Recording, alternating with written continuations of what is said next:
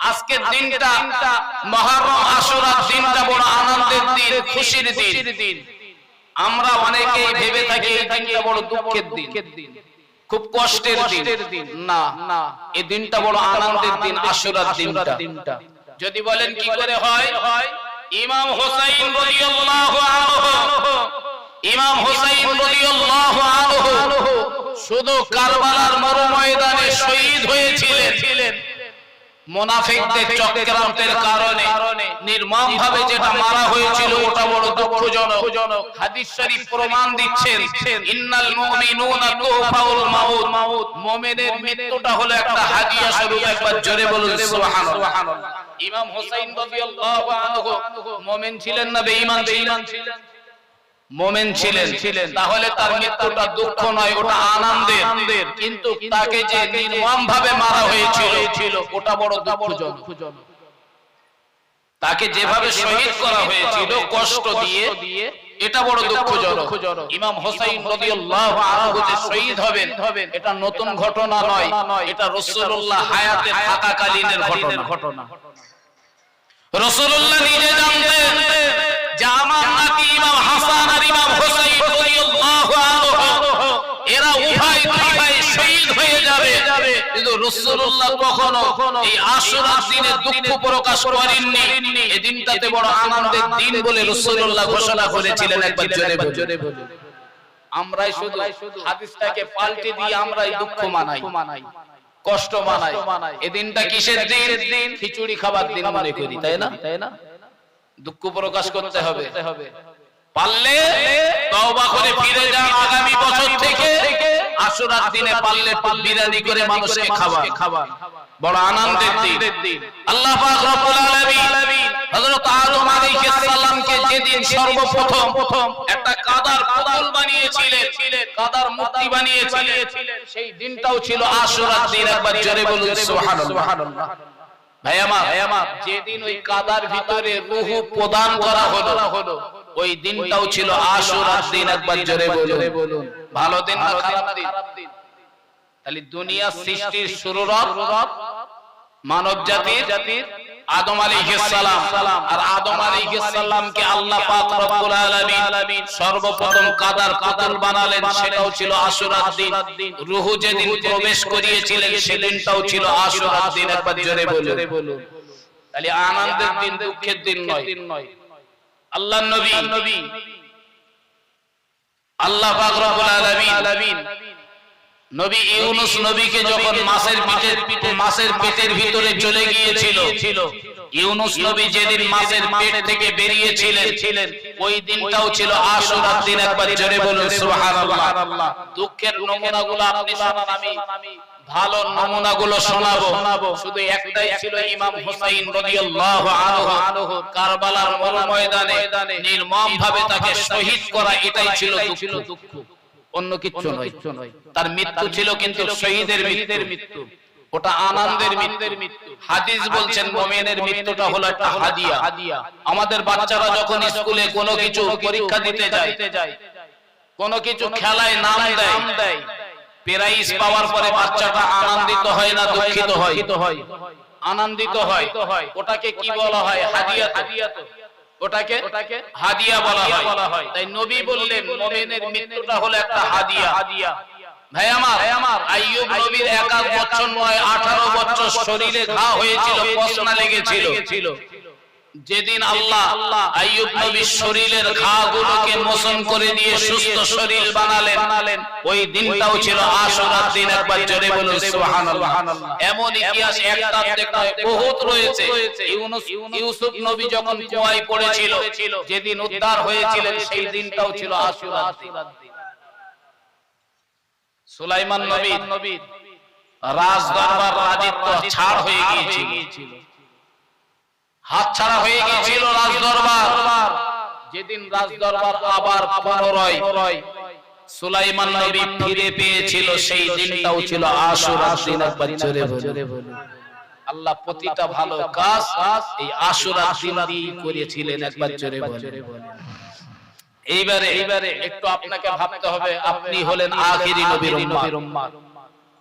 নবী আপনার আমার জন্য কতটা ভেবেছেন সেই ইমাম হাসান আর ইমাম হোসেইনকে নিয়ে আমাদের জন্য কুরবানি করে দিয়েছেন, আমাদের জন্য তাদেরকে শহীদ করে দিয়েছেন। কিন্তু রাসূলুল্লাহর কান্না কখনো কমেনি। তবে ভাই একটা কথা সম্ভবত মনে হয় দুনিয়াতে রাসূলুল্লাহ যা কেঁদেছেন এখন গিয়ে একটু আরাম করে ঘুমাচ্ছেন নাকি বলেন? ঘুমাচ্ছে না? আজও কাঁদছে। শুধু আমরাই হাসি, নবী কাঁদে আর আমরা হাসি। কোথায় হাসি? যেখানে চলে মেলা সেখানে আমাদের আনন্দ ফুর্তি যত কিছু দেখা যায় সব সেখানে পাওয়া যায়। আজকের দিনটা এদের কাছে বড় কষ্টের আনন্দের দিন হওয়ার কথা, কিন্তু মেলায় বেরিয়ে নয়, এই মজলিসে।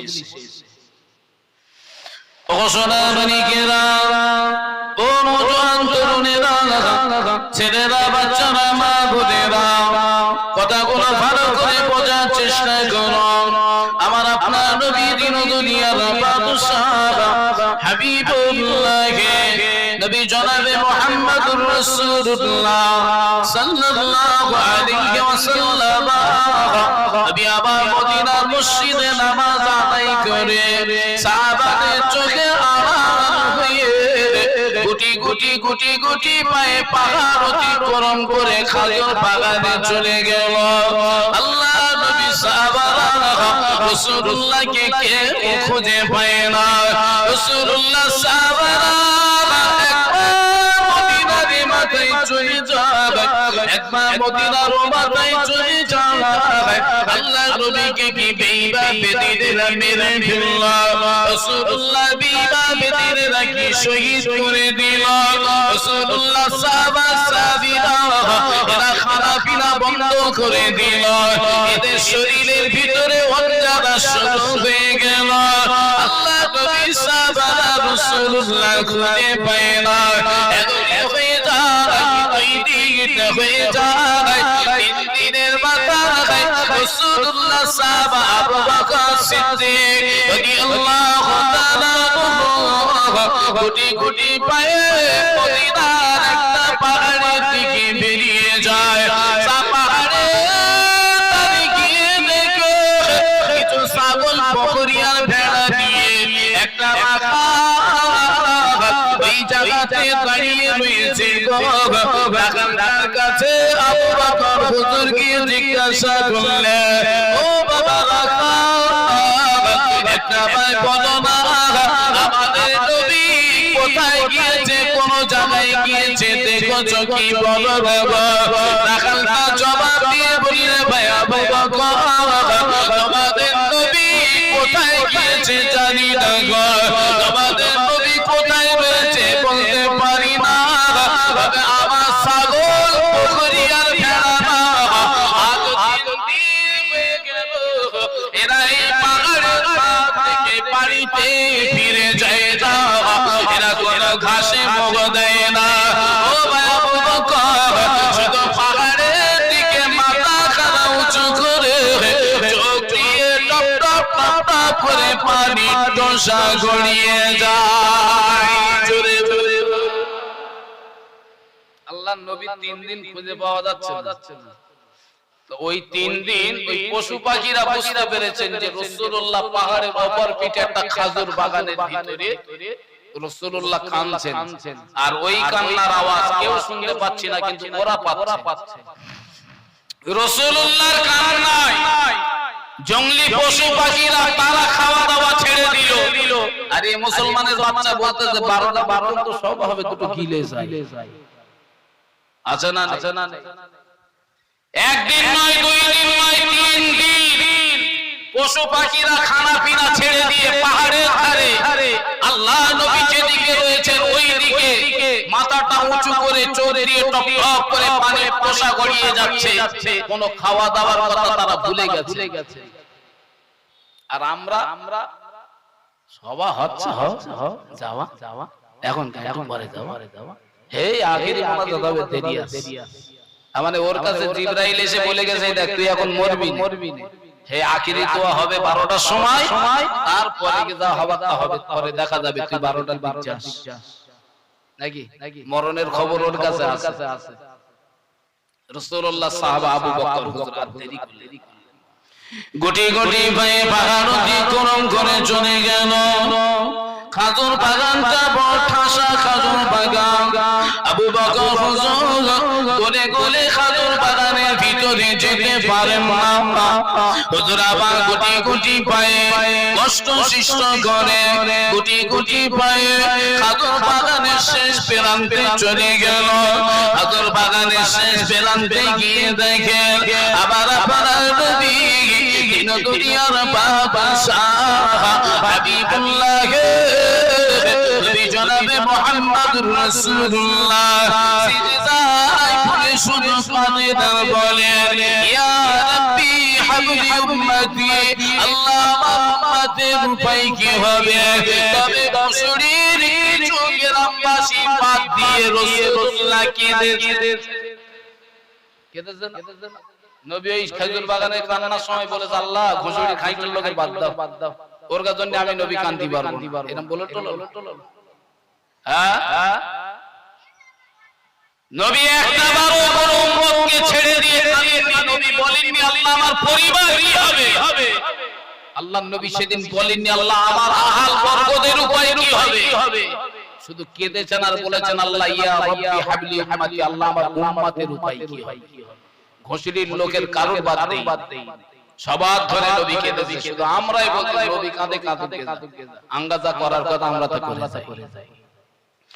ও সোনামণি কিরাম, আল্লাহ নবী সাহাবা আবু বকর সিদ্দিক রাদিয়াল্লাহু তাআলা আনহু রাসূলুল্লাহ মালার কাছে দাঁড়িয়ে বললেন, ইয়া রাসূলুল্লাহ ইয়া হাবিবাল্লাহ, আপনি কাঁদবেন না, আপনি মাথাটা উঁচু করুন। গোটা মদিনা মানুষেরা খাওয়া দাওয়া ছেড়ে দিয়েছে গো ইয়া রাসূলুল্লাহ, আপনার পা দেখার কারণে ওরা পাগল হয়ে গেছে। ওরা একবার এদিকে ওদিকে চারিদিকে ছোটাছুটি করে। ইয়া রাসূলুল্লাহ ফিরে মদিনা মসজিদে তারাবিতে চলো। ইয়া রাসূলুল্লাহ আপনি মাথাটা উঁচু করুন। আল্লাহ নবী তখন মাথা উঁচু করেন না। রাসূলুল্লাহ মাথা ধরে দাঁড়িয়ে আবু বকর হুজুর বললেন, ইয়া রাসূলুল্লাহ আমি আবু বকর আমার জীবনে যত নেকি আর নেক আমল রয়েছে গো আমি আপনার মাতার উম্মতির জন্য দান করে দিলাম।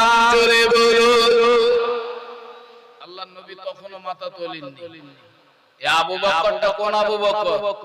আল্লাহর নবী বললেন, গোটা পৃথিবীর মানুষের নেকি যদি এক পাল্লায় রাখা হয়, আমার আবু বকরের এক রাতের নেকি যদি আরেক পাল্লায় রাখা হয়, আল্লাহ আর আবু বকরের নেকির পাল্লা ভারী করে দেবে। একবার জোরে বলেন। সেই আবু বকর হুজুর রাসূলুল্লাহ মাথার কাছে দাঁড়িয়ে বললেন, আপনি মাথা তুলুন। নবী মাথা তুললেন। আল্লাহ নবী সাহাবা আবু বকর সিদ্দিক রাদিয়াল্লাহু তাআলা আনহু মনটা মলিন করে মনটা খারাপ করে খাজুর বাগান থেকে বেরিয়ে পাহাড় অতিক্রম করে যেই না চলে এলো। আল্লাহ নবী সাহাবা ওপরের সঙ্গে দেখা হয়ে গেল।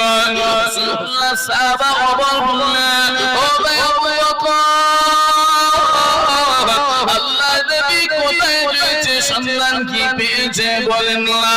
আবু বকর হুজুর জবাব দিয়ে বললেন, ভাই আল্লাহ নবী পাহাড়ের ওপর পিঠে খাজুর বাগানে বড় গুনাহগারি করে।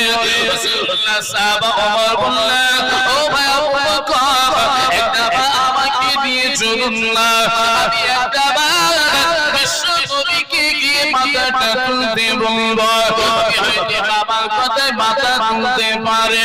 আবু বকর হুজুর আর ওমরকে সঙ্গে করে নিয়ে আল্লাহ নবী খাজুর বাগানে চলে গেল।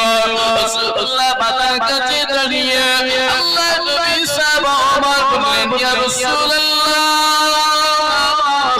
আমি আমার জীবনে যত নেকি আর নেক আমল রয়েছে আমি আপনার উম্মত তার উম্মতির জন্য দান করে দিলাম।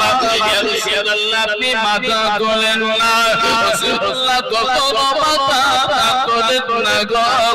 আবু বকর ওমর রাদিয়াল্লাহু আনহু দুইজনা খাজুর বাগান ছেড়ে বাগান অতিক্রম করে যেই না চলে এলো, রাসূলুল্লাহ জামাই আলীর সাথে দেখা হয়ে গেল। আল্লাহর জামাই আলী বললে ভাই আবু বকর, ও ভাই আল্লাহ নবী কি পাওয়া গেছে বলেন না গো।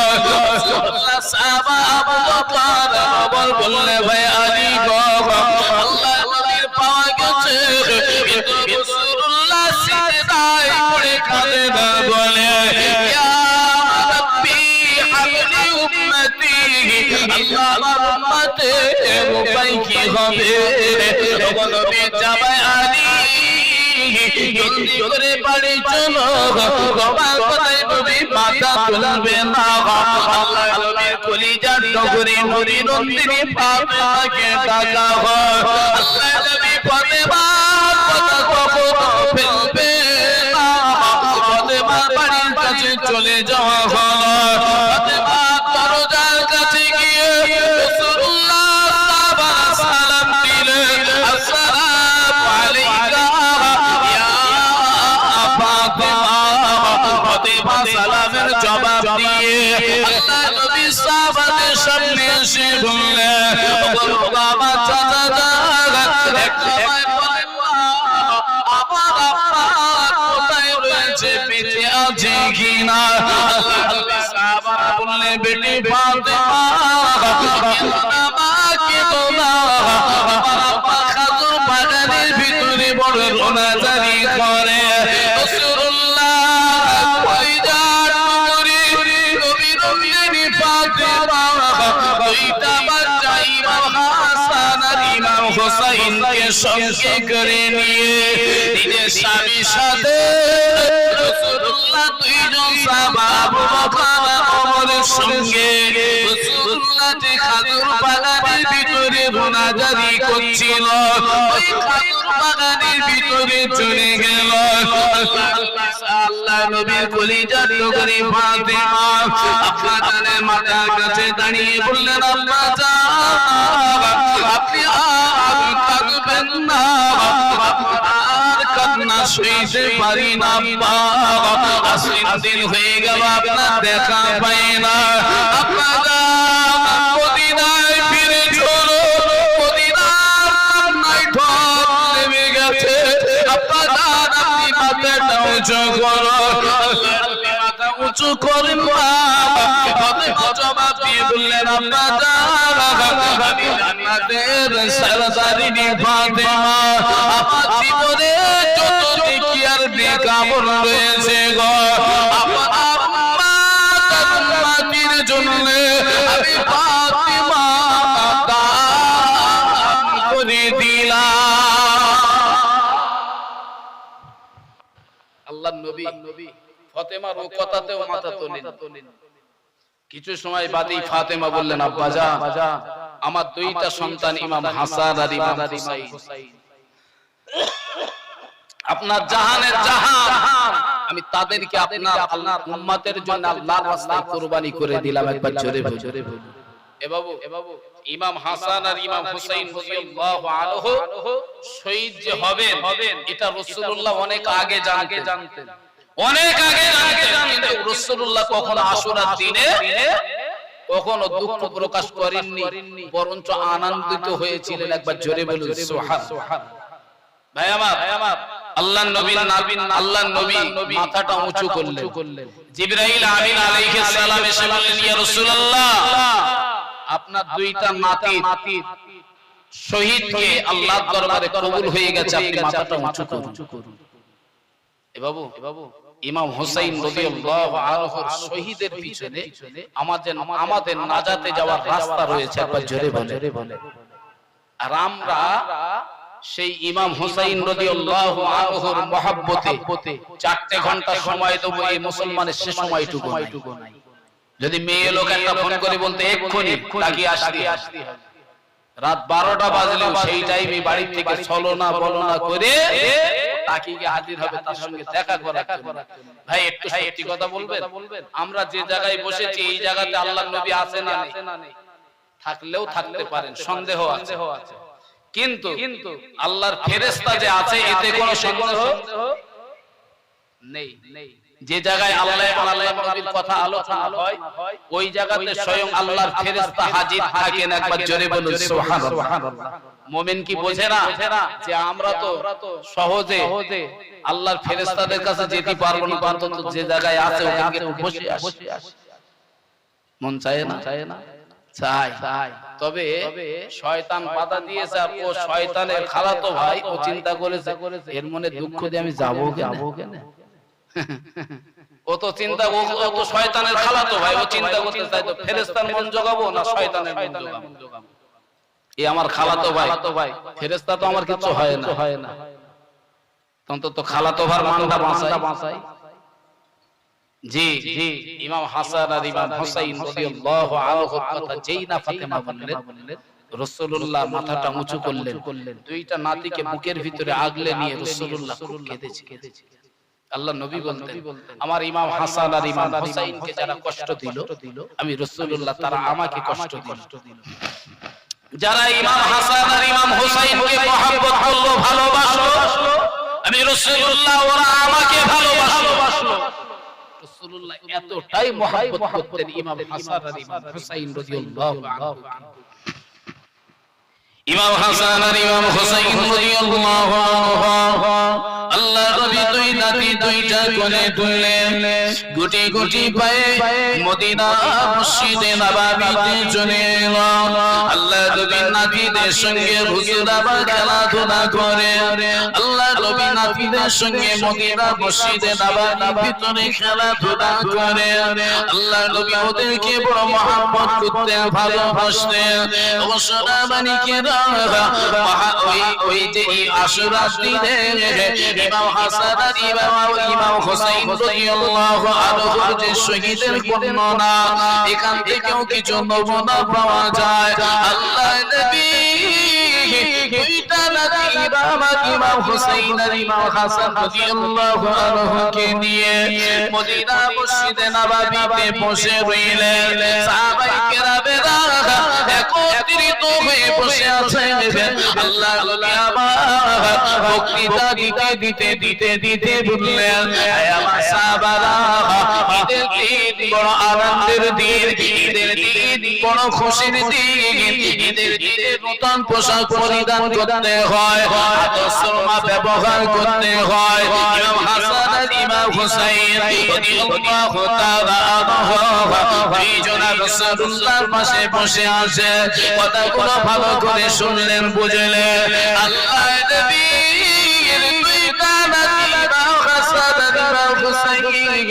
বাড়িতে চলে গেল, কিছুদিন বাদে রমজান চলে এলো, রোজা শেষ হওয়ার পরে ঈদ চলে এলো।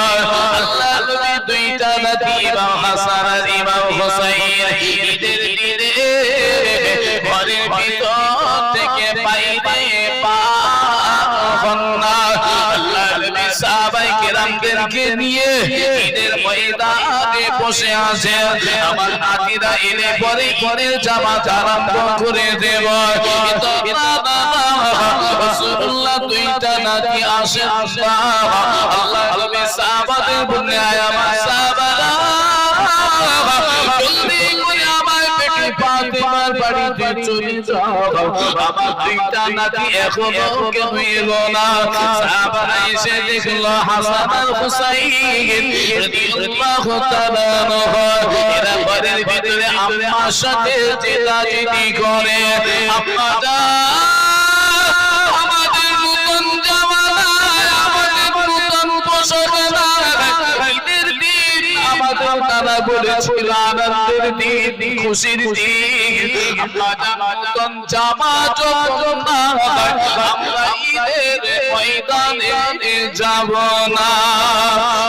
নবী সাহাবারা ফাতেমার কাছে এসে বলছে ওগো বেটি ফাতেমা তোমার আব্বা ঈদের জামাত আরম্ভ করতে পারে না গো তোমার দুইটা সন্তানকে তাড়াতাড়ি পাঠিয়ে দাও ইমাম হাসান আর ইমাম হোসেইনকে ফাতেমা জবাব দিয়ে বললেন ও বাবা ইমাম হাসান আর ইমাম হোসেইন চলে যাও জলদি করে গোসলটা করে এসো তোমাদের দর্জি নতুন জামা নিয়ে যাবে ইমাম হাসান আর ইমাম হোসেইন আম্মা জানের কথা শুনে গোসল করতে বেরিয়ে যায় দুই ভাই গোসল করে উঠে যখন বাড়িতে আসে ছোট ভাই ইমাম হোসেইন রাদিয়াল্লাহু আনহু বড় ভাই ইমাম হাসানকে বলছেন ভাই হাসান আমাদের আম্মা আমাদের সাথে মিথ্যা কথা বলেছে গো আমাদের জামা দিয়ে যাবে আমাদের জামা তো কোথাও করতে দেওয়া হয় না আমাদের জামা কে দিয়ে যাবে আমার আম্মা আমাদের সাথে প্রতারণা করেছে গো ইমাম হুসাইন হাসান রাদিয়াল্লাহু আনহু জবাব দিয়ে বললেন ওগো ছোট ভাই ইমাম হুসাইন আমার আম্মা জীবনে কখনো মিথ্যা কথা বলতে পারে না আমার আম্মা মিথ্যাবাদী নয় আমার আম্মা প্রতারক নয় আমার আম্মা কখনো মিথ্যা আশা দেবে না আমার আম্মা তুমি এখনো চিনতে পারো না গো ইমাম হাসান আর ইমাম হোসেইন দুই ভাই কথা বলতে বলতে গুটি গুটি পায়ে বাড়ির দিকে যেই না চলে গেলের কাছে কে যাবে একজন দাঁড়িয়ে রইলেন হাতে একটা প্যাকেট রয়েছে ইমাম হাসান আর ইমাম হোসেইনকে ডাকলেন ওরে বাবা ইমাম হাসান বাবা হোসেইন জলদি করে চলে এসো বাবা আমি তোমাদের দুই ভাইয়ের জন্য দুইটা জামা দিয়ে চলে এলাম আমি তোমাদের জামা দিতে এলাম ইমাম হাসান আর ইমাম হোসেইন রাদিয়াল্লাহু তাআলা প্যাকেটের ভিতর থেকে দুইটা জামা বার করলো একটা জামার রং ছিল লাল অপর জামাটির রং ছিল সবুজ ইমাম হাসান আর ইমাম হোসেইন রাদিয়াল্লাহু আনহু দুইটা জামা একটার রং লাল আরেকটার রং হলো সবুজ ইমাম হাসান ছিল বড় ভাই সবুজ জামাটা নিয়ে বললেন আমার সবুজ জামা বড় পছন্দ হয় ইমাম হোসেইন রাদিয়াল্লাহু আনহু ছিলেন ছোট ভাই ইমাম হোসেইন বললেন আমার না লাল রঙের জামাটা বড় পছন্দ হয় দুই ভাই দুইটা জামা হাতে করে নিয়ে আম্মার কাছে ফিরে গেলেন আম্মা জামা দুটো থেকে টুকরে কেঁদে ফেললেন বাবা আমি তো কোথাও জামা বায়না দেই কে দিয়ে গেল জামা তোমাদের এই জামা কে দিয়ে গেল ইমাম হাসান আর ইমাম হোসেইন রাদিয়াল্লাহু আনহু ওই জামা দুটো মা ফাতেমা কেড়ে নিয়ে বললেন বাবা গায়েতে দিতে দেব না এই জামা দুটোর হাকিকত আগে তোমার নানা জানের কাছে শুনবো নানা হাকিকত বলবে তারপরে জামা দুটো গায়ে দেবে একবার জোরে বলে সুবহানাল্লাহ আল্লাহর নবীর কাছে নিয়ে যাওয়া হলো দুইটা জামা ভাই আমি শুধু আপনাকে বলতে চাইছি রাসূলুল্লাহ জানতেন কি জানতেন না রাসূলুল্লাহ কি মেনেছেন আর আমরা কি মানছি আল্লাহর নবীর কাছে জামা দুটো নিয়ে গেলেন আল্লাহর নবীর কাছে নিয়ে যাওয়ার পরে জিবরাইল দ্বারাই আল্লাহ জানিয়ে দিলেন ইয়া রাসূলুল্লাহ যে নাতিটা লাল রঙের জামা নিয়েছেন ওই নাতিটা কারবালার মরুময়দানে শহীদ হয়ে যাবে যে নাতিটা সবুজ জামা নিয়েছেন ওকে মুনাফিকেরা বিষ পান করিয়ে মারবে তিনিও শহীদ হয়ে যাবে দুইটা জামার হাকিকত রাসূলুল্লাহ নিজে জানতে পারলেন ফাতেমাকে বললেন ছেড়ে দাও বাড়িতে চলে যাও আল্লাহর নবী ঈদের জামাত শেষ করে দিলেন জামাত শেষের পরে দুইটা নাতিকে নিয়ে মদিনার মসজিদে নববীতে চলে গেল কিছু সময় বাদ আল্লাহ ফেরেশতা জিবরাইল আমিন আলাইহিস সালাম একটা কাচের বয়ামের ভিতরে কিছু মাটি নিয়ে চলে এলো আল্লাহর নবীর কাছে দিয়ে বললেন ইয়া রাসূলুল্লাহ ইয়া আফজল এই মাটির তলাটা আপনার বিবি উম্মে সালামার কাছে রেখে দেবেন। আল্লাহ নবী বললেন দেখে দি কি করব বড় বড়। আল্লাহ ফেরেশতা জিবরাইল আমিন আলাইহিস সালাম বললেন ইয়া রাসূলুল্লাহ ইয়া হাবিবাল্লাহ আফজল এই কাচের বয়েমের ভিতরে রয়েছে মাটি। আপনার বিবিদের ভিতরে সবচেয়ে বেশি দিন বেঁচে থাকবে উম্মে সালামা। ওই বিবির কাছে মাটির তলাটা দিয়ে দেবে, কাছে বয়েমটা দিয়ে দেবে। আর উম্মে সালামাকে বারে বারে আসরার দিনে ওই বয়েমের দিকে লক্ষ্য করতে বলবে। যেদিকে আসরার দিনে ওই কাচের বয়েমের মাটিটা থাকবে না, ওই দিন রক্তে লাল হয়ে যাবে। আমার বিবি মদিনার জমিন থেকে বুঝতে পারবে আমাদের নাতি কারবালার ময়দানে শহীদ হয়ে গেছে। আল্লাহর নবী উম্মে সালামার কাছে কাছে বয়ানটা দিয়ে দিলা। মুসলমান মালিকেরা এই যে ইমাম হোসেন রাদিয়াল্লাহু আনহু শহীদের পিছনে অন্য কোন কারণ ছিল না গো, কারণ একটা গদির লোভে গদির আশায় ইমাম হোসেন শহীদ হতে হলো। অর্থের লোভে, গদির লোভে। ইমাম হোসেনকে যারা মেরেছিল তারাও হলো সকলে ঈমানের কলেমা পড়নে ওয়ালা মুসলমান। কেউ জাত বেঈমান নয়, কেউ জাত বেঈমান নয়। যারা মেরেছিল তারাও কলেমা পড়নে ওয়ালা মুসলমান ছিল, কিন্তু লড়াই ছিল একটাই, সেটা হলো গদির লড়াই। আল্লাহর নবী একটা সময় আমিরে মুআবিয়াকে বললেন আমিরে মুআবিয়া তুমি বিয়ে করবে না, কিন্তু কোন কারণে আমিরে মুআবিয়ার শরীরে এমন একটা রোগ হয়, ডাক্তার কবিরাজেরা বললেন আমিরে মুআবিয়া বিয়ে না করলে আর হবে বাধ্যতামূলক আমিরে মুআবিয়াকে বিয়ে করতে হবে। আমিরে মুআবিয়া বিয়ে করলেন। রাসূলুল্লাহ মদিনার খেলাফতের দায়িত্ব থেকে সরে যাওয়ার পরে আবু বকর সিদ্দিক রাদিয়াল্লাহু আনহু খেলাফতের দায়িত্ব পেলেন। রাসূলুল্লাহ হায়াতে থাকাকালীন একটা সময় নবী বললেন যে এই সিলসিলা মদিনার খেলাফতের রাজপথ টানা 30 বছর কম বেশিতে ভালো চলবে। 30 বছর পরে আগুন লাগা শুরু হবে, ভাঙাভাঙি ফাটাফাটি এবার শুরু হবে 30 বছর পরে। ভাই রাসূলুল্লাহ ইন্তেকালের পরে রাসূলুল্লাহ সাহাবা আবু বকর সিদ্দিক, আবু বকর হুজুরের পরে ওমর, ওমরের পরে উসমান, উসমানের পরে আলী রাদিয়াল্লাহু আনহু।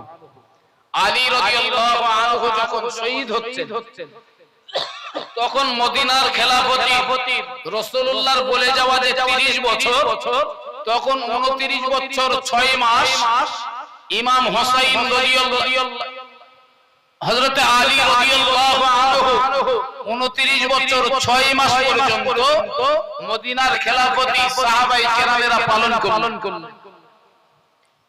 আলী রাদিয়াল্লাহু আনহুর পরে ইমাম হাসান, আলীর বড় বেটা ইমাম হাসান রাদিয়াল্লাহু আনহু 6 মাস খেলাফতের দায়িত্ব পালন করেছিলেন।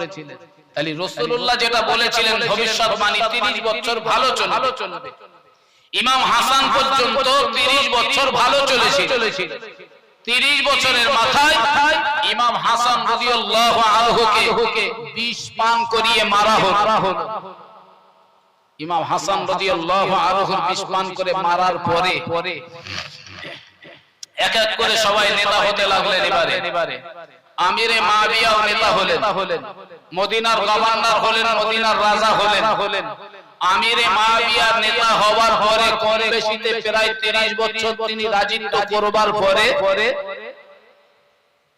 তিনি যখন ইন্তেকাল করবেন চিন্তা করলেন আমার ইন্তেকালের পরে না জানি কে এই রাজ দরবারে বসবে, কে মদিনার খেলাফতের দায়িত্ব পালন করবে।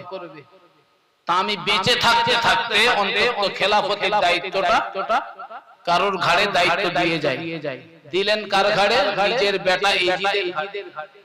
লড়াই শুরু হলো এজিদের ঘাড়ে। আমিরে মাবিয়া রাদিয়াল্লাহু আনহু এজিদকে মদিনার গভর্নর বানিয়ে দিলেন। আমিরে মাবিয়া মারা গেলেন।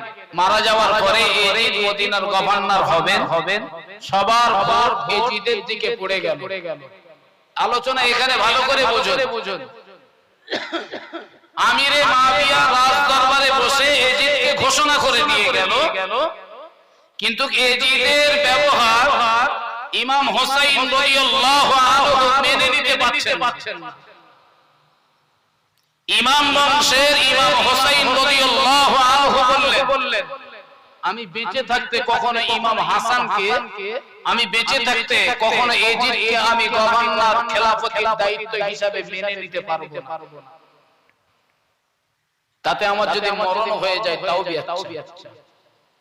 এর ভিতরে রাসূলুল্লাহ সাহাবা আবু বকর সিদ্দিক রাদিয়াল্লাহু আনহু দুইটা কন্যা, একটা ছিলেন আম্মাজান আয়েশা সিদ্দিকা রাদিয়াল্লাহু আনহা, যেটা আমাদের রাসূলুল্লাহর স্ত্রী, আমাদের আম্মাজান।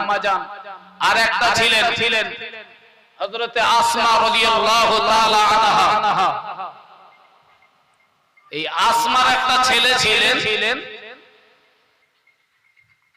তার নাম হলো হযরতে জুবাইর রাদিয়াল্লাহু আনহু।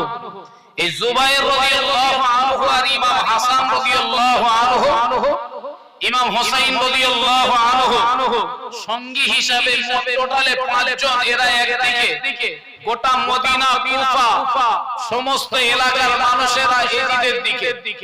5 জন একদিকে। হকের দিকে কজন? হকের দিকে মাত্র 5 জন। আর বেহকের দিকে গোটা মদিনাবাসী, মদিনার আশেপাশের মানে রাজ্যগুলো সবাই এজিদকে মেনে নিল, কিন্তু ইমাম হুসাইন রাদিয়াল্লাহু আনহু মেনে নিলেন না। মানার কারণে ইমাম হুসাইন রাদিয়াল্লাহু আনহুর সঙ্গে এজিদের একটা মুখ বলাবলি। তখনকার খেলাফতের দায়িত্ব ছিল কুফায় ছিল রাজদরবার। কুফার গভর্নর হিসেবে এজিদ ছিলেন। আর এদিকে ইমাম হুসাইন রাদিয়াল্লাহু আনহু মদিনার জমিনে রয়েছেন। ভাই, আমাদের ভিতরে কিছু মানুষের ধ্যান ধারণা চিন্তা ভাবনা খানিকটা এইরকম, যে দেখ মেলা দিলি না বিরাট লোক হয়, ফাংশন দিলে প্রচুর মানুষ হয়, এরা মিলাদ দেশে এরকম লোক হয়, তাই না? এরকম কিছু শুকনো কাঠ মুসলমানও আছে, যে জলসায় যদি লোক কম হয় পরের দিন সকালবেলা চার দোকানে গিয়ে বলতে যায় আমরা মেলা দেখেছি কি লোক, আর ওরা সবাই দেখে লোক হয়। আরে বাবা, হকের দিকে যদি একজন থাকে সেটাই আল্লাহর কাছে বড়। একবার জোরে বলুন সুবহানাল্লাহ। কে আসবে আর কে আসবে না ওটা দেখার নয়। ইমাম হুসাইন রাদিয়াল্লাহু আনহু মদিনার জমিনে রয়েছেন, আর ওদিকে এজিদ কুফার নগরে রাজ দরবারে রাজত্ব চালিয়ে যাচ্ছেন। কিছুদিন পরে এজিদের দরবার থেকে একটা পত্র দিকে পাঠানো হলো। এজিদ অনেক দিন পরে ভাবলেন, এমন করে আমাদের দুইজনা ভাগাভাগি হয়ে থাকলে চলবে না, আমাদের একত্রিত হলে কাজটা ভালো করে করা যাবে। ইমাম হুসাইন রাদিয়াল্লাহু আনহুর কাছে একটা পত্র দিকে পাঠানো হলো। ওই ইমাম হুসাইন, আমার চিঠিটা পাওয়ার সাথে সাথে তুমি মদিনা ছেড়ে কুফা নগরে চলে এসো। আমাদের ভুল আমরা বুঝতে পেরেছি। না, আমরা আলাদা নাচ করব না, আমাদের নেতা দুটো বানাবো না, আমরা এক নেতার পিছনে অনুসরণ করব। ইমাম হুসাইন চলে এসো, তোমার কাছে আমরা সবাই বায়াত গ্রহণ করব। ইমাম হুসাইন রাদিয়াল্লাহু আনহুর কাছে কুফা নগর থেকে এজিদের চিঠি যেই না ইমাম হুসাইনের কাছে চলে এলো। ইমাম হুসাইন রাদিয়াল্লাহু চিঠিটা পাওয়ার সাথে সাথে বললেন, আমার সঙ্গীরা, আমি আর মদিনায় থাকবো না, আমি এখনই কুফা নগরে চলে যাব। কুফার গভর্নর, কুফার রাজা আমার কাছে বায়াত গ্রহণ করবে। ওরা ওদের ভুল বুঝতে পেরেছে গো। ইমাম হুসাইন রাদিয়াল্লাহু আনহু চিঠিটা যেই রাস্তা তিনি টানা সঙ্গীদের কাছে দিয়ে দিল। হুজুরদের প্রশ্ন হলো, ও ইমাম হুসাইন, আপনার কুফা নগরে যেতে দেব না, আপনার কুফা নগরে জমা হবে না গো। কুফার মানুষেরা বড় মুনাফিক, আমরা কুফার মানুষদের বিশ্বাস করি না। আপনার উপরে অবলম্বন করেছে আপনার নবী প্রধান সাহাবা আবু বকর হুজুরের সঙ্গে ওরা দুর্ব্যবহার করেছে গো। ও ইমাম হুসাইন, তোমার আব্বার সঙ্গে কুফার মানুষেরা দুর্ব্যবহার করেছে গো। তোমায় যাওয়া হবে না, তোমার আমরা যেতে দেব না। জবাব দিয়ে বললেন, ও রাসূলুল্লাহ, সাহাবারা, ও আমাদের সাহাবারা, ও আমার সঙ্গীরা, আমি যদি কুফা জমিনে না যাই, কিয়ামতের মাঠে ময়দানে মাশরে এই আল্লাহর কাছে দাঁড়িয়ে বলবে, আল্লাহ, আমি ইমাম হুসাইনকে আসতে বলেছিলাম, কিন্তু ইমাম হুসাইন এলো না, আমরা ইমাম হুসাইনের কাছে বায়াত হতে পারলাম না। ইমাম হুসাইন বললেন, না, আমাকে যখন ডেকেছে আমার কুফা নগরে যেতে হবে গো, আমাকে বাধা দিতে পারবে না। রাসূলুল্লাহ পয়ত্রিশশো সাহাবা বললেন, ও নবী ইমাম হুসাইন, একবার আমার শেষ কথাটা শুনে নাও। যদি তোমায় কুফায় যেতে হয়, তবে তুমি না গিয়ে আগে তোমার একটা প্রতিনিধি হিসাবে কাউকে কুফায় পাঠানো হয়। যদি কুফা জমিনে গিয়ে কুফা মানুষদের ব্যবহারটা যদি ভালো দেখতে পায়, উনি যদি একটা পত্র লিখে ছেড়ে দেয়, ওই পত্রের কারণে আপনি মদিনা থেকে কুফায় যেতে পারবে, তার আগে আপনার কুফায় যাওয়া হবে না। আল্লাহর নবীর নাতিবা হুসাইন রাদিয়াল্লাহু তাআলা তারা চাচাতো ভাই মুসলিম বিন আকিলকে ডেকে নিল। মুসলিম বিন আকিল, চলে এসো, কুফায় যেতে হবে, তৈরি হয়ে না।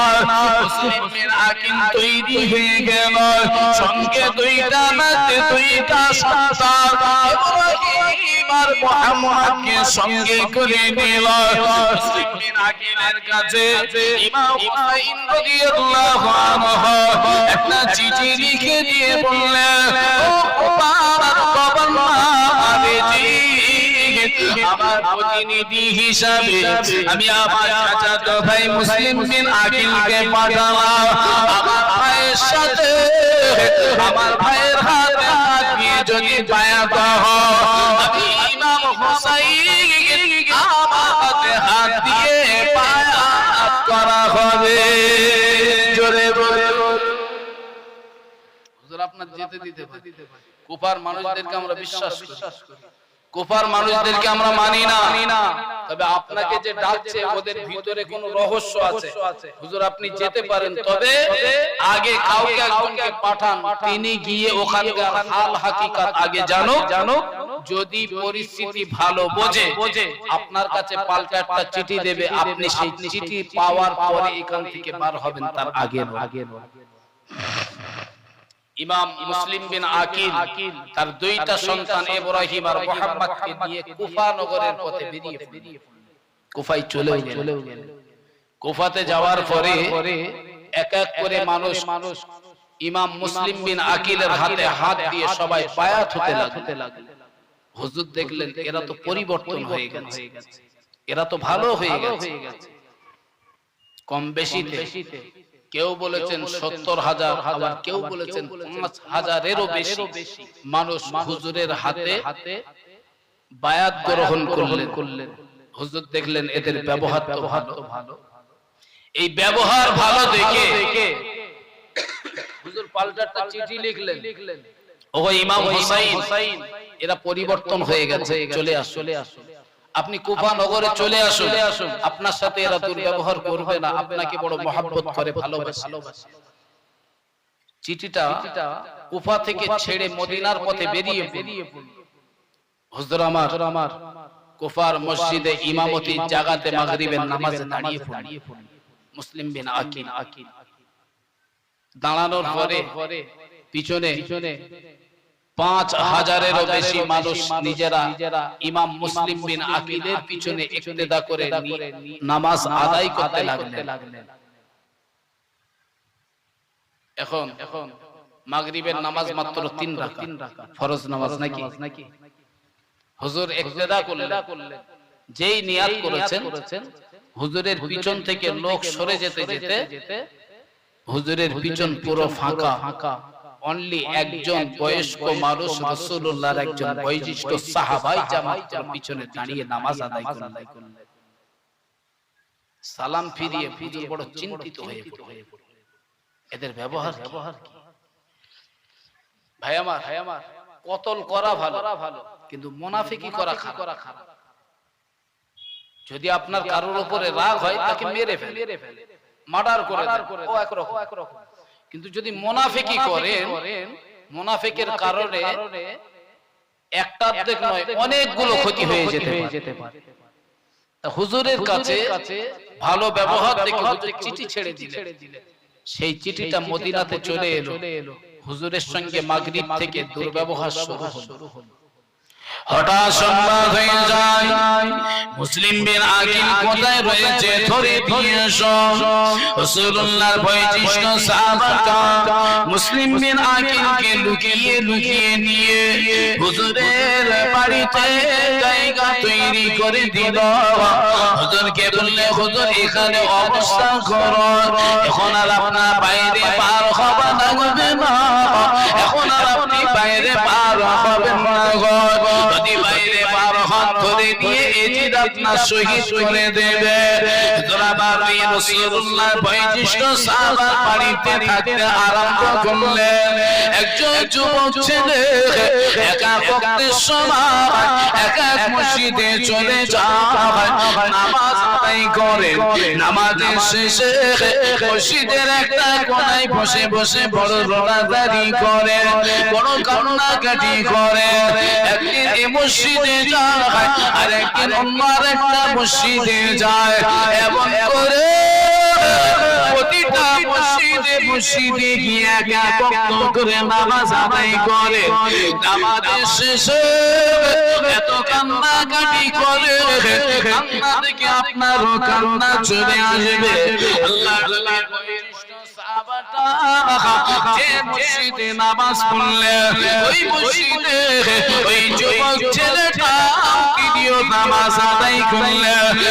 আদায় করবার পরে মসজিদের একটা কোণায় চলে গেল, বড় মোনাজারি করে, বড় কান্নাকাটি করে, দোয়ার মাধ্যমে বলে,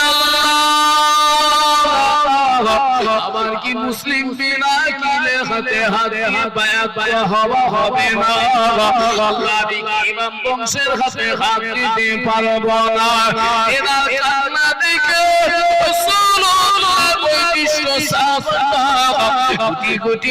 গুটি পায়ে যুবক ছেলেটার কাছে চলে গেল। ও বাবা ছেলে, কেন কি হয়েছে? বাবা ছেলেটা জবাব দিয়ে বললেন, চাচা আমার মনে বড় আশা, মনে বড় তামান্না, আমি একটু হলে ইমামের হাতে হাত দিয়ে বায়াত হব। এটা আমার মনে বড় আশা, মনে বড় তামান্না। হুজুরকে আমি কিছু উপঢৌকন দেব, আমি আমার কাছে কিছু উপঢৌকন রেখে দিয়েছি গো। রাসূলুল্লাহ সাহাবাটা বলে চিন্তায় পড়ে গেল, ঠিকানা দেব, ঠিকানা না দেব কিছুই ভেবে পায় না। কিছু সময় বাদে ছেলেটাকে বললে, ও বাবা ছেলে, তোমাকে রাসূলুল্লাহর বংশধরের কাছে নিয়ে যাব। খবরদার তুমি ওই কথাটা বাইরে আর কাউকে জানাবে না। রাসূলুল্লাহ সাহাবা বললেন, বলো আল্লাহর কসম, আল্লাহর কসম করে বলো যে মুসলিম বিন আকিল কোথায় রয়েছে আমি নিয়ে যাব। তবে হুজুরের কাছ থেকে বায়াত হয়ে চলে আসবে, এই কথাটা দ্বিতীয় কাউকে বলতে পারবে। ছেলেটা লোভে পড়ে গিয়ে মুসলিম বিন আকিল রাসূলুল্লাহ সাহাবার কথাটা মেনে নিয়ে গুটি গুটি পায়ে মুসলিম বিন আকিলের কাছে চলে গেল। হুজুরের কাছে বায়াত হলো।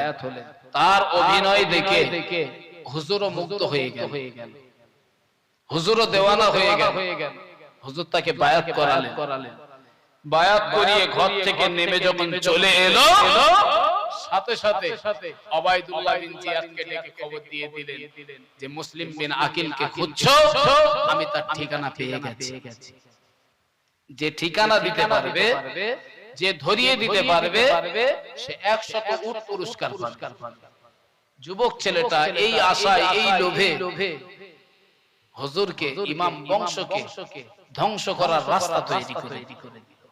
মুসলিম বিন আকিল ঘরের ভিতরে বসে আছেন। হঠাৎ এজিদের সেনাবাহিনীরা এসে হুজুর কিবলাকে ঘরটা ঘিরে ধরে, ওগো মুসলিম বিন আকিল, দাঁড়িয়ে থেকো না, ঘরে থেকো না, বেরিয়ে চলে এসো। হুজুর আবার গুটি পায়ে ঘর থেকে বাইরে বার হয়ে চলে এলো। হুজুর আবার ঘর থেকে বাইরে বেরিয়ে চলে এলো। এজিদের লোকেরা মুসলিম বিন আকিলকে ধরাধরি করে এজিদের রাজদরবারে দিয়ে চলে যায়। এজিদের রাজদরবারে দিয়ে যাওয়ার সাথে সাথে হুজুরের ধরার মাথাটা আলাদা করে দেওয়া হলো। ও সোনা মানিকেরা, মুসলিম বিন আকিল মদিনা থেকে যখন কুফায় গিয়েছিল, সঙ্গে 2টা বাচ্চা ইব্রাহিম আর মুহাম্মদ ছিল। ইব্রাহিম আর মুহাম্মাদের এক ভাইয়ের বয়স 7 বছর, আর একটা ভাইয়ের বয়স 8 বছর। এই 2টা ছেলেকে নিয়ে মুসলিম বিন আকিল কুফায় চলে গেল। আল্লাহ নবীর সাহাবা বাড়িতে রইলেন। আল্লাহ নবীর নাতি, আল্লাহ নবীর বংশধর ইমাম হুসাইনের চাচাতো ভাই মুসলিম বিন আকিল যখন শহীদ হয়ে গেল, এবারে ইব্রাহিম আর মুহাম্মদ এদেরকে এজিদের দরবার থেকে ঘোষণা করা হলো, ওই বাচ্চা দুটোকে ধরে আমি এজিদ আমার দরবারে নিয়ে আসা হলো না। এজিদের দরবারে নিয়ে যাওয়ার কথা বলা হলো। এজিদের দরবারে নিয়ে যাওয়ার কথা যখন বলা হলো, সবাই চারিদিকে খোঁজাখুঁজি করতে লাগলে। ওবাইদুল্লাহ বিন জিয়াদ তিনি ঘোষণা করে বললেন, তিনি মুসলিম বিন আকিলের 2টা ছেলেকে ধরে দিতে পারবে, আমরা তাকে 100 উট তাকে পুরস্কৃত করব। এবারে সবাই খোঁজাখুঁজি আরম্ভ করে দিল। এদিকে আল্লাহ নবীর সাহাবাটা ইব্রাহিম আর মুহাম্মদকে বললেন, বাবা কেঁদো না, বাবা কেঁদো না, তোমার ফিরে আসবে না। মদিনায় কি করে ফিরে যাবে? ও বাবা ইব্রাহিম আর মুহাম্মদ যখন দামেস্কের ব্যবসায়ীরা, মদিনার ব্যবসায়ীরা দামেস্কে ব্যবসা করতে গিয়েছে গো, ওরা যখন সন্ধ্যাবেলা ওই পথ দিয়ে ফিরে যখন মদিনায় চলে যাবে, ও বাবা ইব্রাহিম আর মুহাম্মদ দামেস্কের কাফেলাদের সঙ্গে আমরা তোমাদেরকে ছেড়ে দেব, ওদের পিছন ধরে মদিনায় ফিরে যাবে। জোরে বলো। বাচ্চা দুটো ইব্রাহিম আর মুহাম্মদ 7 আর 8 বছর ছিল। দামেস্কে থেকে ব্যবসায়ীরা যখন ফিরে যাবে, মদিনার ব্যবসায়ীরা, ওদের ওই উটের পিছন ধরিয়ে বাচ্চা দুটোকে ছেড়ে দেওয়া হবে। ওরা ওই উটের পিছন ধরে মদিনাতে ফিরে যাবে। কথা মতন সন্ধ্যাবেলা বাচ্চা দুটোকে নিয়ে মরুভূমিতে দাঁড়িয়ে আছে রাসূলুল্লাহ সাহাবা। যেই কাফেলারা ফিরলেন, ওদের পিছনে বাচ্চা দুটিকে বললেন, বাবারা দৌড় দাও, ওরা যেভাবে যাবে ওই পথ ধরে চলে যাও, মদিনাতে ফিরে যাবে। একবার জোরে জোরে। কিন্তু না, রাত ভারী হয়ে গেল, সন্ধ্যা ঘনিয়ে চলে এলো। ইব্রাহিম আর মুহাম্মদ উট আর উটের কাফেলাদেরকে দেখতে আর পাচ্ছেন না। হঠাৎ একটা খাজুর বাগানের ভিতরে চলে গেল। যাত তো যেতে পারছে, আশ্রয় তো নিতে হবে রাতে। একটা খাজুর বাগানের ভিতরে চলে গেল। হারেস নামে একজন ব্যক্তি ওই 100 উটের লোভে, ওদিকে এজিদ বলেছে ধরে আনো, আর ওবাইদ জিয়াদ এজিদের পিয়ে যে ভাই সবচেয়ে ক্ষতি হয়েছে। এজিদ একরকম বলে ছেড়েছে, ওবাইদুল্লাহ বিন জিয়াদ ঘোষণাটা অন্য রকম দিয়েছে। ধরে আনতে বলেছেন, ওবাইদুল্লাহ বিন জিয়াদ বেঁধে দিয়ে যাওয়ার ব্যবস্থা করেছে। বলল বাচ্চা দুটোকে ধরে আনো। আর ওবাইদুল্লাহ বিন জিয়াদ ঘোষণা দিয়ে বললেন বাচ্চা দুটোর মাথা কেটে নিয়ে এসো। এখন ইব্রাহিম আর মুহাম্মদ খাজুর বাগানের ভিতরে শুয়ে রয়েছে সারাটা রাত। এজিদ বাড়িতে গিয়ে, হারেস নামে একজন ব্যক্তি রাত্রে বাড়িতে গিয়ে গিন্নিকে বলছেন, বিবি গো, আজকে যদি দুটো বাচ্চা পেতাম তা আমার জীবনটা মানে কষ্ট বলে কি জিনিস আর আমি আমার জীবনে পেতাম না, আমি বড় লোক হয়ে যেতাম। কারণ ইমাম বংশের দুইটা সন্তান ইব্রাহিম আর মুহাম্মদ, ওদের আব্বা মুসলিম বিন আকিলকে শহীদ করা হলো।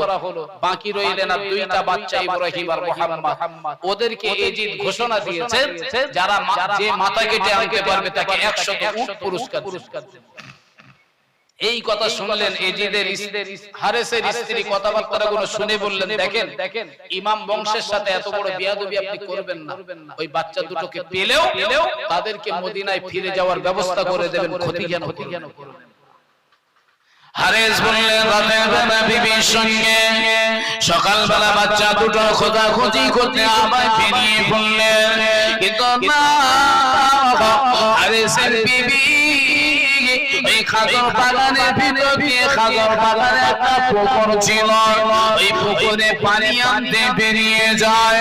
হারেসের বিবি খাজুর বাগানের ভিতর দিয়ে যেই না যেতে আরম্ভ করলেন, লক্ষ্য করে দেখে দুইটা পূর্ণিমা চাঁদের মতন শিশু বাচ্চা একে অপরের গলা চড়াচড়ি করে গোনাজানি করে আর কান্নাকাটি করে না, বলে, ও ছোট ভাই, ও বড় ভাই, আমরা কি মদিনায় ফিরে যেতে পারবো না? আমাদের সঙ্গে আমাদের আব্বা এসেছিল, কিন্তু আমার আব্বাকে ছাড়লো না, আমাদের কি মদিনায় ফিরে যেতে দেবে না? ওই ভাই গলা চড়াচড়ি করে গোনাজানি করে। হারেসের বিবি বাচ্চা দুটোর কাছে এসে বললেন, বাবারা আমাদের বাড়ি কোথায়? বাচ্চারা জবাব দিয়ে বললেন, আমাদের বাড়ি মদিনায়। তোমার আব্বার নাম কি? হারেসের বিবির কাছে বাচ্চা দুটি জবাব দিয়ে বললেন, ও আমাদের আব্বা কে শহীদ করা হলো, আমাদের আব্বার মতন কেউ না। হারেসের বিবি বাচ্চা দুটোকে সঙ্গে করে দিয়ে গুটি গুটি পায়ে নিজের ঘরের ভিতরে চলে গেল। একটা ঘরের ভিতরে হারেসের বিবি বাচ্চা দুটোকে রেখে বাচ্চা দুটোকে বললেন বাবারা খবরদার যেন রোনাজারি করবে না, তোমাদের জবান দিয়ে যেন কোনো আওয়াজ বার করবে না বাবা।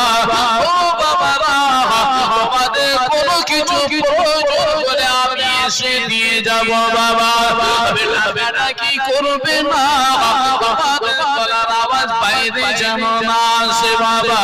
এই কথা হারেসের বিবি বুঝিয়ে দিয়ে গুটি গুটি পায়ে পায়ে পায়ে নিয়ে চলে এলো। হারেসের বিবি পাশের ঘরে চলে এলো। কিছু সময় বাদে স্বামী বাড়িতে এসে বললে ও বিবি আজ বাচ্চা দুটোকে খুঁজে পেলাম না গো, আমি বাচ্চা দুটোকে পেতাম আমার ভাবি ধনী হতে আমার সবাই নাম গোনা। এই কথা হারেসের বিবি যেই না শুনলেন হারেসের বিবি বড় চিন্তিত হয়ে পড়লেন। বলে বলে পাবে বাচ্চা দুটো যদি একবার আওয়াজ দেয় আমার স্বামী ওই বাচ্চা দুটোকে তো আর ছাড়বে না, ওই বাচ্চা দুটো ক্ষতি করে ফেলবে। ও সোনা বালিকেরা হারেসের বিবি হাতকে সান্ত্বনা দিতে লাগলে তো কোনো রকম কোনো বাধা মানে না। হারেসের বিবি হারেসকে ঘুম পাড়িয়ে দিল। হঠাৎ করে ভোরের বেলা ইব্রাহিম আর মুহাম্মদ এরা দুই ভাই গলা জড়াজড়ি করে কান্না আরম্ভ করে দিল। ছোট ভাই বড় ভাইয়ের গলা ধরে কাঁদে, বড় ভাই ছোট ভাইয়ের গলা ধরে কাঁদে না, বলে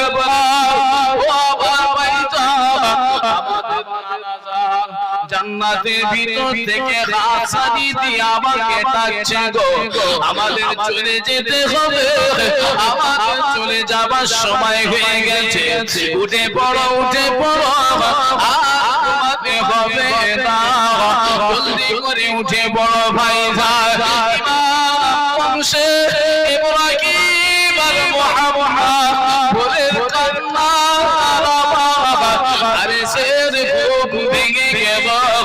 হারেসের বিবিকে বললেন ও বিবি জলদি করে লম্বটা জ্বালিয়ে দাও, আমি যে বাচ্চার খোদাখুদি করি ওই বাচ্চাটা বেশি দূরে নয়, আমাদের আশেপাশে কোথাও রয়েছে গো।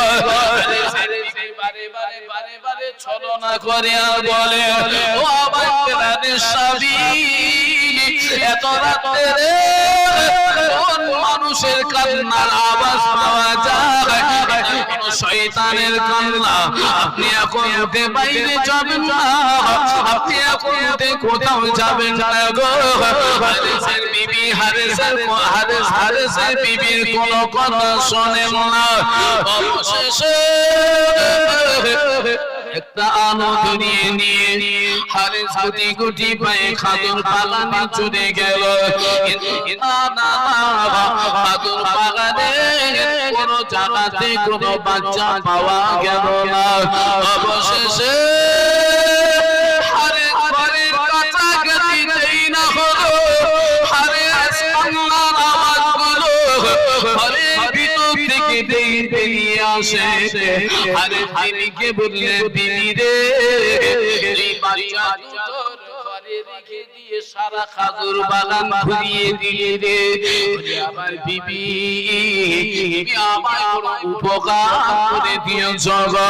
হারেস তখন বাইরে থেকে ঘুরে হারেসের বিবি হারেস তখন বিবির কাছে এসে বসে বিবি রে বাচ্চা দুটোর সামনে গিয়ে হারেস বলছেন বাবারা সকাল হবে তোমাদের পাটা দুখানা কেটে এদিকে রাস্তার বাড়ি জমা দেওয়া হবে। শিশু বাচ্চাদের সামনে এজিদ এত বড় নিষ্ঠুর, এজিদ এত বড় নিষ্ঠুর নির্দয়া।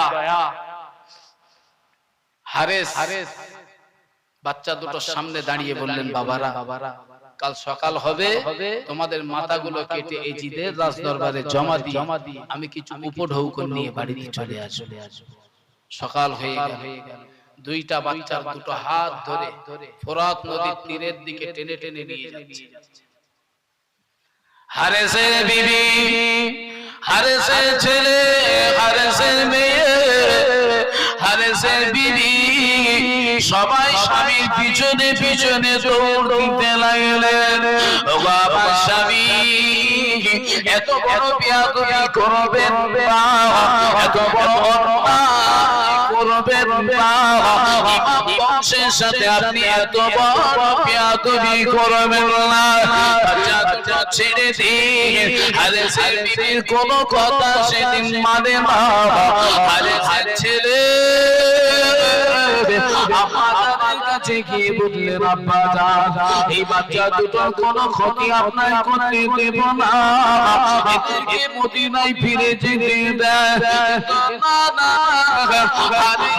হারেসের ছেলে, হারেসের মেয়ে, হারেসের বিবি কারণ কোনো কথা শোনে না।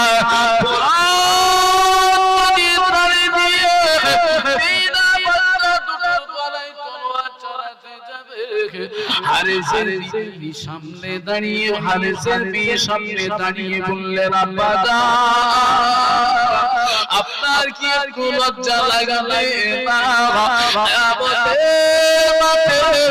ময়দানে মাশারে আল্লাহ নবীর সামনে চেহারাটা নিয়ে কি করে দাঁড়াবে? এখন সবাই রয়েছে, ছেড়ে দেন আব্বা। আল্লাহ নবীর নাতি ইমাম হোসেন রাদিয়াল্লাহু আনহু উনি মদিনা থেকে কুফার পথে তিনি বেরিয়ে পড়লেন। এদিকে কুফায় এত বড় কাণ্ড হয়, ইমাম হোসেন কিছুই জানে না। এদিকে ইমাম মুসলিম বিন আকিলের দুইটা সন্তানের জিন্না গলায় ছুরি চালাতে যাবেন। ছেলে বললেন, আব্বা, আমার মাথা থাকাকালীন ইমাম বংশের কোনো ক্ষতি হবে এটা আমি কখনো মেনে নিতে পারবো না। জোরে জোরে ছোট বাচ্চা ছেলে বলছে, ইমাম বংশের ক্ষতি হবে আমি তা কখনো মেনে নিতে পারবো না। আমার ভাইদের যদি শহীদ করতে হয় আমার গলার উপরে তলোয়ার।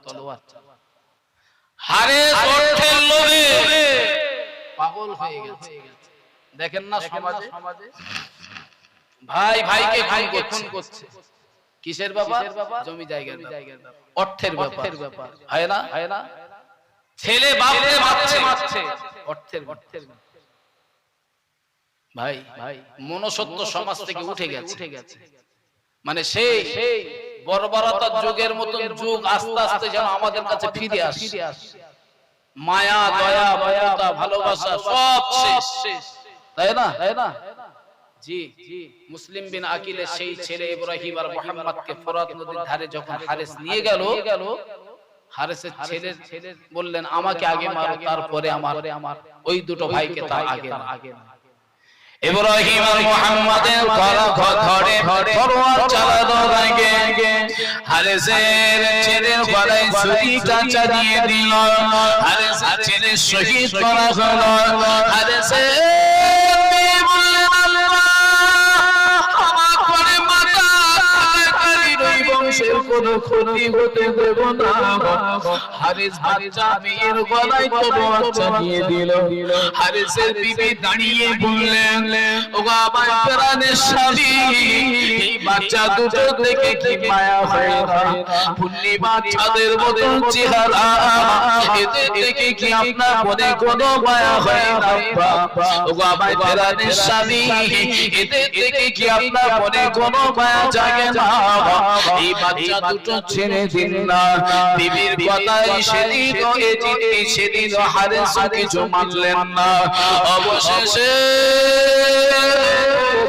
হারেসের বিবি বললেন, আমার সন্তানরা তো চলে গেল, আমি মা বেঁচে থাকবো, আমার চোখের সামনে ইমাম বংশের শহীদ করবেন, মেনে নেওয়া যাবে না। যদি বাচ্চা দুটো শহীদ করতে হয়, আমি আপনার বিবি আগে আপনি পালাতে তরোয়ারটা চালিয়ে দেন, আমি ইন্তেকালের পরে তারপরে ইমাম বংশের সাথে যাই যাতাই করো। হারেসের বিবির গলায় তরোয়ার চালানো হলো। ও সোনাবানি কিরা, অবশেষে ইব্রাহিম আর মুহাম্মাদের গলায় তরোয়ার চালানো হলো। দুই ভাই দুইটা মাথা কেটে নিয়ে হারেস ওই বাচ্চা দুটো মাথা খানা খুঁজে এজিদের চলে গেল। এজিদের দরবারে যেইনা নিয়ে যাওয়া হলো, এজিদ বললেন কি সর্বনাশ, বাচ্চা দুটো মদিনায় ফিরিয়ে দেওয়ার কথা, এদের তো মাথা কেটে আনা কথা নয়। বাচ্চা দুটো তো মদিনায় ফিরিয়ে দিতে হবে, এরা মাসুম বাচ্চা, এদের দোষ কোথায়? কিন্তু গন্ডগোল কোথায়? এজিদের পিয়ে ওবাইদুল্লাহ বিন জিয়াদের গন্ডগোল। ওখান থেকে কথা হয় এক, আর ওবাইদুল্লাহ বিন জিয়াদ কথাটা আলাদা রকম তৈরি করে সমাজে ছড়িয়ে দেয়। এখন এজিদের কাছে মারার কোনো জায়গা নেই, বাচ্চা দুটো শহীদ করার কোনো জায়গা নেই, কারণ নেই, তাদেরকে মদিনায় ফিরিয়ে দেওয়ার ব্যাপার। এজিদের রাজ দরবারের পিছনে ছিলেন একজন রাসূলুল্লাহর বয়োজ্যেষ্ঠ সাহাবা এজিদ। মুসলিম বিন আকিলের দুইটা সন্তানের মাথা কাটা দেখে সেদিন ভেঙে পড়েছে, দুর্বল হয়েছিল। বললেন যে দেখো, আমি রাসূলুল্লাহ সাহাবার কাছে দায়িত্ব দিলাম, হারেসের যা করলে ইচ্ছা হয় তুমি তাই করতে পারো, শাস্তি দেওয়ার পারমিশনটা তোমার। লোভে পাপ, পাপে মৃত্যু। আসুন জায়গায় রাসূলুল্লাহ সাহাবাটা সেই দুইটা মাথা নিয়ে ফোরাত নদীর তীরে চলে গেল। হারেসকেও সঙ্গে করে নিয়ে গেল। হারেসকে নিয়ে গিয়ে ফোরাত নদীর ধারে একটা জায়গাতে বেঁধে রাখা হলো। মুসলিম বিন আকিলের দুই সন্তানের দুইটা মাথা ফোরাত নদীর কাছে নিয়ে যেই না গেলেন, দুই ভাইয়ের দুটো ধড় ফোরাত নদীতে ভেসে ভেসে বেড়াচ্ছে। মাথাগুলো যখন ফোরাত নদীতে লাগানো হলো, দুই ভাইয়ের মাথাতে দুইটা বডি এসে জুড়ে গেল। একবার জোরে বলুন সুবহানাল্লাহ। দুই ভাইয়ের বডিটা মুসলিম বিন রাসূলুল্লাহ সাহাবা বড় চিন্তিত হয়ে পড়লেন যে কার মাথা কার ধড়ে কোনটা ইব্রাহিমের ধড় আর কোনটা মুহাম্মদ, আমি কি করে ঠিক ফোরাত নদীর কাছে যখন নিয়ে যাওয়া হলো, দুই ভাইয়ের মাথাতে দুই ভাইয়ের ধড় এসে আল্লাহ জুড়ে দিলেন। একবার জোরে বলুন। আল্লাহ ইচ্ছা করলে সব পারে না? আল্লাহ ইচ্ছা করলে সব পারে। যে কটা চিন্তা করেছে এখন যাব না পরে যাব, আল্লাহ তোরগা অন্তত পায়ে তো এমন ব্যথা দেবে যেন আর আসতেও না পারে, নাকি বলে? আল্লাহ ইচ্ছা করলে সব পারে। ভাই সময় যখন রয়েছে চলে আসুন এই মজলিসে। আমার পরে নাম করা বিখ্যাত ওয়াইজিন আমাদের বন্ধুবর বড় ভাইজান হযরত আলহাজ হাফেজ মাওলানা মাসুম বিল্লাহ ভাই, তিনিও আপনাদের কাছে আসবেন। জি ভাই এসেও গেছেন, সময়ও তার হয়ে গেছেন 10:30টায় তার সময়, 11টা বাজতে যায়। ভাইকে নিয়ে এসো। কটা পর্যন্ত? 11টা বাজতে 10 মিনিট 10-12 মিনিট বাকি আছে। জি আলোচনা সংক্ষেপে শর্ট করে আপনাকে বুঝিয়ে দিই। শর্টে একটুখানি জায়গা পর্যন্ত নিয়ে যাই, মুসলিম বিন আকিলের দুই সন্তান ইব্রাহিম আর মুহাম্মদ তাদেরকে দাফন করা হলো। হারেস অতি লোভ করেছিলেন, হারেসকে শাস্তি দেওয়া হচ্ছে, কাঁচা নখগুলো তোলা হলো। জীবিত অবস্থায় হারেসের কাঁচা নখগুলো তোলা হলো, হারেসের নাক কাটা হলো, হারেসের চোখ তোলা হলো, হারেসের কান কাটা হলো। রাসূলুল্লাহ সাহাবার মনে তখনই শান্তি পাচ্ছে যে রে কিভাবে কষ্ট দিলে আমি শান্তি পাবো। ইমাম বংশের সাথে এত বড় দুর্ব্যবহারে কি করে রাসূলুল্লাহ সাহাবার মনটা বড় খারাপ। আর ওকে কষ্ট দিচ্ছেন হারেসকে। হারেস চিৎকার করতে করতে হারেস দুনিয়া ছেড়ে চলে গেল। ভাই আমার শুধু লোভ করেছিল এতগুলো মাল পাবো, ইমাম বংশের দিকে তাকাইনি। রাসূলুল্লাহর মহব্বত আর ভালোবাসার কথাও সেদিন ভুলে গিয়েছিল। ভাই এবারে আলোচনা বিস্তার করতে গেলে শেষ করা সম্ভব নয়। ইমাম হোসেন রাদিয়াল্লাহু আনহু এদিকেও কুফা নগরে চলে এলো। বিভিন্ন কায়দায় বিভিন্ন কলে কৌশলে ইমাম হোসেন রাদিয়াল্লাহু আনহুকে এজিদের রাজ দরবার পর্যন্ত নিয়ে যাওয়া হলো না। সব চক্রান্ত উবাইদুল্লাহ বিন জিয়াদের চক্রান্ত করে হুজুর বলছে বাবা আমাকে মারো, ধরো, ঘাটো, বিয়াদবি করো, যাই করো, একটাবার এজিদের রাজ দরবারে আমাকে নিয়ে চলো, এজিদের সঙ্গে আমাকে কথা বলো। কিন্তু এজিদের সৈন্যরা এজিদের কাছ পর্যন্ত হুজুর কিবলাকে পৌঁছতে দিলেন না। এমন করে হুজুর আমার কেউ হুজুরকে ফিরে মদিনায় চলে যেতে বললেন। হুজুর আপনি ফিরে চলে যান। কিন্তু ইমাম হোসেনের মৃত্যু কোথায়? কুফা কারবালার ময়দানে। যতই ফিরে আসার চেষ্টা করুক হবে বা। এখন আমি আব্দুল কাদের ঘুষুড়িটি আমার মরণ। আমি বাড়িতে চিন্তা করতেছি ঘুষুড়ি যাব না। মনে করলাম ক টাকা দেবে, বেকার যাব না, আজকে একটু বাড়ি আরাম কর। কিন্তু মরণ যদি আমার এখানে হয়, যে কোনো হার হালাতে আল্লাহ আমাকে এই জায়গাতেই এনে ফেলবে। নাকি বলে মরণ যার যেখানে তার সেখানেই হবে, কেউ সরিয়ে নিয়ে যেতে পারবে না। ইমাম হোসেন রাদিয়াল্লাহু আনহু যতই মদিনায় ফিরে আসার চেষ্টা করুক, ঘুরে সেই কারবালা ময়দানে হাজির হয়ে যায়। অবশেষে ইমাম হোসেন রাদিয়াল্লাহু আনহু বললেন আমাকে যদি এজিদের কাছে যাওয়া না হয় যুদ্ধ ঘোষণা করে দাও, যুদ্ধ করতে চলে এসো। ইমাম হোসেন মাত্র 16 জন সৈন্য নিয়ে গেলেন, 16 জন সপরিবার। এই 16 জনের ভিতরে মহিলাও আছে, শিশু বাচ্চা আছে, কিছু ছাইনা মানুষ আছে। সবাই পুরুষ ছিলেন না 16 জন। ভাই 16 জনের ভিতরে কিছু বাচ্চা, কিছু মহিলা, কিছু পুরুষ চলে গেল কুফা নগরে যুদ্ধ করবেন। ইমাম হোসেন রাদিয়াল্লাহু আনহু যুদ্ধের ঘোষণা দিয়েছেন। ভাই মূলত আপনাকে যেটা আমি বলতে চাইছি, ইমাম হোসেন রাদিয়াল্লাহু আনহু যুদ্ধ চলাকালীন একবার তার শিশু বাচ্চা আলী আসগরকে নিয়ে ফোরাত নদীতে পানি খাওয়াতেন। আবুল কাসেমকে নিয়ে পানি খাওয়াতে নেমেছিলেন। ফোরাত নদীর পানি আবুল কাসেম আলী আসগরকে পান করতে দেয়নি ওরা। পানি পান করতে দেওয়ার জন্য রাস্তা ফাঁকা করেছিল, কিন্তু পানি যখন খেতে গেল আলী আসগরের বুকে তীর নিক্ষেপ করা হলো, পানি আর খেতে পারল না।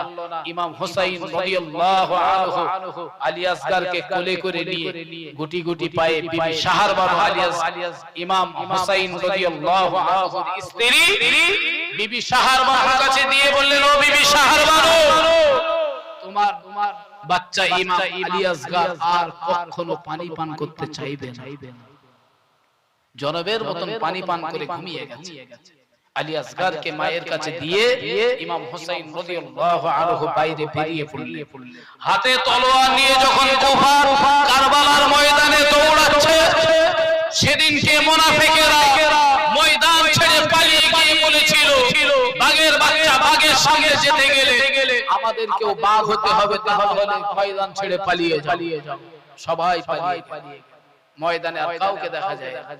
এবারে লুকিয়ে চুরিয়ে ইমাম হোসেন রাদিয়াল্লাহু আনহুকে আক্রমণ করা শুরু করল। 10ই মুহররম আশুরার দিন দিনটা ছিল জুমার দিন, ভালো করে মনে রাখেন, দিনটা ছিল জুমার দিন, 10ই মুহররম জুমার দিনে ইমাম হুসাইন রাদিয়াল্লাহু আনহুকে সীমার নামে একজন দূর থেকে তীর নিক্ষেপ করলেন। হুজুর আমার এর ফাঁকে একটু পানি পান করার জন্য ফোরাত নদীতে নেমেছিলেন। পানিটা হাতে তুলে চিন্তা করলেন, এই পানি করে আমার আলী আসগার, আবুল কাসেম, আমার সৈন্যরা এক এক করে সবাই বিদায় নিয়ে চলে গেল। আমি ইমাম হুসাইন কি করে এই পানিটা পান করব? এটা আমার সম্ভব নয়। হুজুর যদি পানি পান করতেন একটু শক্তি নিয়ে দাঁড়াতে পারতেন, হায়াত পাতেন, এটা বলবো, একটু শক্তি নিয়ে দাঁড়াতে পারতেন, কিন্তু না, ইমাম হুসাইন রাদিয়াল্লাহু আনহু পানিটা তুলে ওই জায়গাতে আবার ফেলে দিয়ে ফোরাত নদী থেকে কুফার ময়দান, কারবালার ময়দানে চলে এসে যখন হুজুর আমার যুদ্ধ আরম্ভ করলেন, সীমান্ত থেকে হুজুরকে একটা তীর নিক্ষেপ করে দিল। হুজুরের বুকে যখন তীরটা লেগে গেল, হুজুর আমার জমিনের উপরে আছাড় খেয়ে পড়ে গেল। হুজুর আর উঠে দাঁড়াতে পারেন না, হুজুর আর উঠে বসতে পারেন না। তখনও মুনাফিকেরা তখনও দূর দূরান্ত থেকে লক্ষ্য করতে লাগে, ইমাম হুসাইন যদি একবার দাঁড়িয়ে যায় আমাদের জীবিত হালাতে আর ফিরে যেতে দেবে না। একটু তাকবীর দেন, নারে, একটু মন খুলে দেন না, নারে তাকবীর। বড় ভাই জান এসেছেন, তিনি আপনাদের কাছে অনেক মূল্যবান আলোচনা রাখবে। জি, সেদিনটা ছিল জুমার দিন। হুজুর আমার ইন্তেকালের পূর্ব মুহূর্তে মুনাফিকদেরকে বলেছিলেন, বাবা আমাকে একটুখানি সুযোগ দাও, অন্তত আমি জুমার 2 রাকাত ফরজ নামাজটা আদায় করি। একবার জোরে বলুন, একটু মন খুলে বলেন না সুবহানাল্লাহ। ভাই আমরা সুস্থ শরীর, আল্লাহ আমাদের এত কষ্ট দেয়নি, আল্লাহ আমাদের রোগ পীড়া দেয়নি, আল্লাহ অনেক গুণে ভালো রেখেছে। রাখার পরেও হুজুর একদম যখন পড়ে গেছে আর কোনো বল নেই, শক্তি নেই, তারপরেও বলছে আমাকে একটু জুমার 2 রাকাত ফরজ নামাজ পড়তে দাও। ভাই আপনি যদি মনে করেন হুজুরের থেকেও খুব কষ্ট আছে, তাহলে আপনার জন্য মাপার পড়া লাগবে। আর যদি মনে করেন না তার চেয়ে অনেক কষ্ট হুজুরের গেছে, ভাই মনে করুন, নিয়াত করুন, আজ থেকে বাড়ি গিয়ে কাল থেকে নামাজ পড়ুন। আল্লাহ যেন আমাদের নামাজের পাবন্দি বানিয়ে দেন। বলুন আল্লাহুম্মা আমিন। আসসালামু আলাইকুম ওয়া রাহমাতুল্লাহি ওয়া বারাকাতুহু।